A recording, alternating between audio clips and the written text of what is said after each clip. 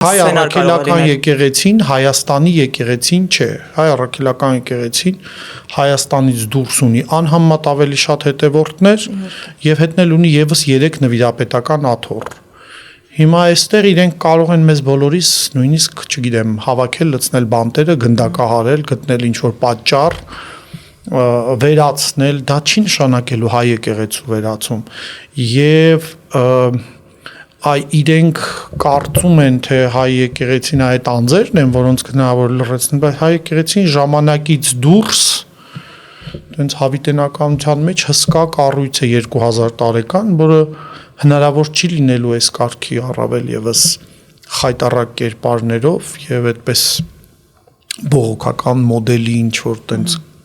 խայտառակ ճանապարհային քարտեզով, որը ավելի շատ նոր աղանդի հիմնման հռչակագիր է եւ ես կարծում եմ եկեղեցին պիտի դրան հենց այդպես էլ արձագանքի, որ սա նոր հերձված է, հայ եկեղեցուն որևէ մեկը որևէ բան չի կարող անել։ Հայ եկեղեցին մասն է ընդհանրական եկեղեցու, Քրիստոսի մարմինն է եւ այդ եկեղեցու գլուխը Քրիստոսն է ինքը, ով պիտի կարողանա ինչ որ մի բան անել։ Ժամանակավոր ինչ որ հալածանքներ, իսեր Աստծո հիմա այդ